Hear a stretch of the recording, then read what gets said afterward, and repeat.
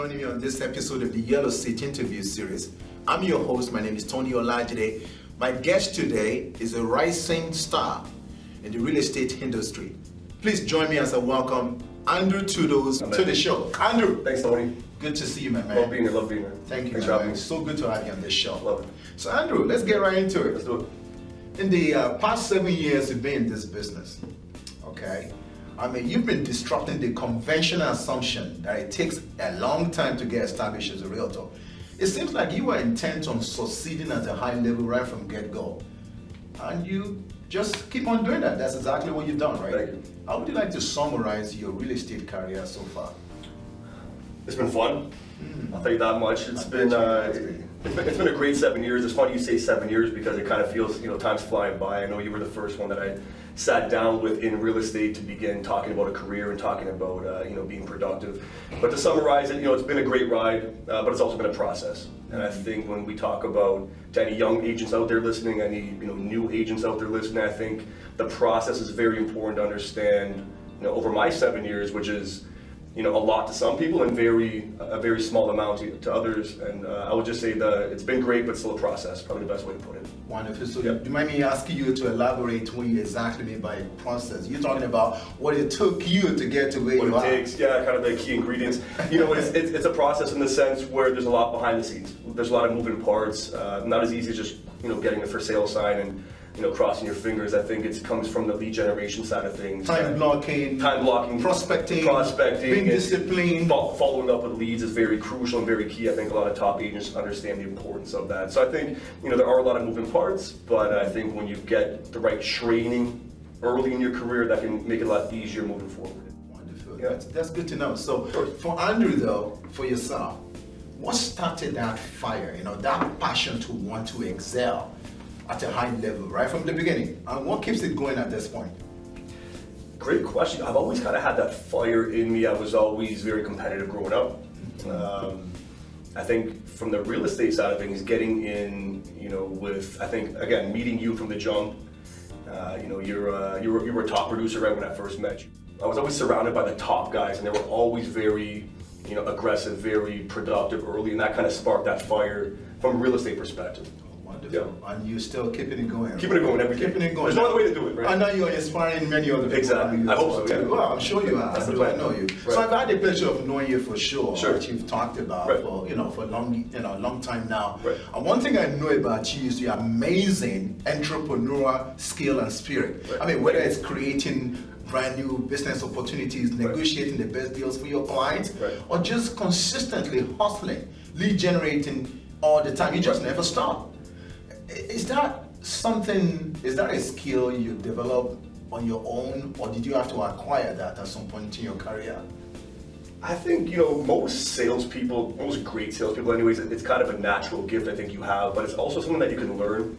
It can be taught to you, and it can be something that you can essentially master. I think to answer your question, in this kind of business, you can't stop.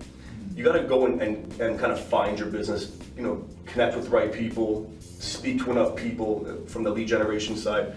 But I think, to kind of answer the question directly, my ability to keep going every day and to continuously stay, on that same pattern, on the same, schedule and in that same structure, that comes from the training, as I mentioned earlier. It's going to come down to understanding how important a calendar and a schedule really is from a day-to-day perspective. And I think more importantly, just keeping it consistent. And having that vision of what is it you wanted to achieve in your business, not just on a daily basis, right, weekly or monthly, but as a whole year, and then over that period, consistently, year after year. Exactly. Is that correct? So you're exactly right. Yeah. So when you look back, when was your own light bulb moment? That game-changing moment. In your career so far, the light bulb moment. There must be a game-changing moment, right? So what kind of lesson did you take away from that? The light bulb moment. I think when I first started, and going back 7 years here, I think learning early that there's systems and models in place for realtors to kind of follow and to implement. I would say understanding that there's nothing new under the sun when it came to the hard work, but also how to I guess take the idea of making money in real estate and putting it into a system, putting it into a set game plan. I think that changed my mind, because I realized at that point, this wasn't just a day job. This was something that could become a large business. It can be something that where you can hire people onto your team and not just make a lot of money. Because I think money. Listen, Tony, you know this. Majority of the agents that start in real estate, it's generally to grow capital and to make some money. But then you quickly realize that that's just part of it. And again, growing the business is a main key. And then hiring people and putting people in a position to succeed with you, not just kind of like I said, a solo day job. So that was kind of the light bulb moment. Knowing there were systems and models that you could implement. To be able to be a consistent performer. Exactly. Not just one of those, quick flash in the pan and then into the gun tomorrow. Exactly. And you're part of history, right? Exactly. So we all know this. Everyone can hustle. But unfortunately, not everyone can deliver. I have to tell you this, my dear friend. You do both of those spectacularly. Thank you. You hustle when you deliver consistently. So how does any agent listening to this, wanting to get into the same thing, to be able to hustle and deliver, how do they do that effectively? You mean to hustle, but also on the back end. How do you close the deal? How do you get the job done? How do you even find the deals? Consistently lead generate, and then not only that, to be able to convert into contracts on a consistent basis. Right. At the end of the year, knowing that it's been a great year. Right. Every year.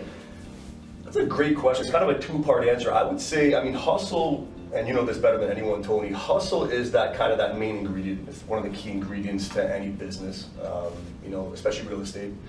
I would say hustle, anyone can do. I think from the point of going from hustling, whether it's lead generating, whether it's hustling to put a team together, quick enough to start ascending through the ranks. I would say that's the key ingredient. But to close the deal, I think that comes again back to the training. Also I think there's two main components when you're looking to close a deal. There's a lot of moving parts to closing any deal in any kind of business. Tony, you know that. But I would say there's two main components. I think the first main component is, do your clients trust you and deem you as an expert? And that goes all the way back to the training again. Know your market. Know what you're selling, know the product and the market, but also do they deem you as an expert and do they trust you? I think once you can establish trust and build rapport with any type of client or any type of relationship that you want to start, that's your first step. And I think ultimately you have to be someone that can help them achieve their goals.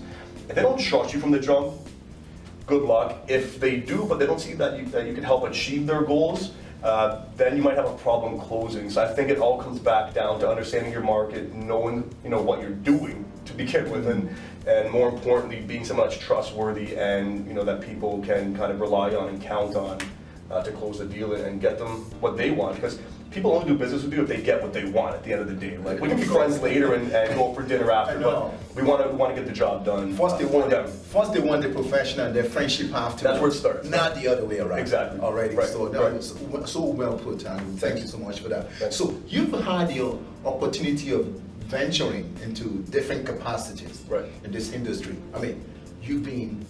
You still are, a single top producer, but you have also been a team owner. You run your own real estate team, a very successful real estate team, yes, if I can say that. Right. Now, along the way, what is the one thing you wish you'd done differently so far in this business? Wow, we could sit here for an hour and talk about so many. I would say, to be totally honest with you, and like you said, I've been a top producer, I've been a team owner. I think I would have worked harder, and I mean that. I worked my ass off for the last 7 years to get to where I am and to put myself in a position and to put my family in a position now to be successful as well. But I feel like there's always that next gear, that next level, right? And as hard as I worked, if I can go back and maybe do one, I would have, instead of reading 2 books a month, I would have read 4. Instead of calling, making 50 connects a day, I would have made 100. Because I found, looking back, I had the time, and you can always fit that. You can really, if it really mattered to you, could fit it in. So I think, very tough question to answer in, within a minute or two. But I would say I would go back, I would have worked even harder, and I would probably be shocked today as to where I would be with my business. I'm not complaining where I'm at right now, I totally get it. But you totally get my point. I think if I could maybe recommend to any new guys coming in or new ladies, I would say just work your ass off early, you know, and then you always have that next level, that next gear, and I think that would be something that I would have really locked in. So essentially, nothing comes easy. Nothing comes easy. You gotta work for it. Exactly. And the higher you want to achieve, Right. the harder you have to work. You know that. Andrew, my man, it's so good to have you on You're the the show. best. Thank you so much. Thanks, Tony. Hope to I see you appreciate again. it. For sure. Awesome. Thanks. Thanks so much for watching today's episode. We hope to see you again next time. Be good, be powerful.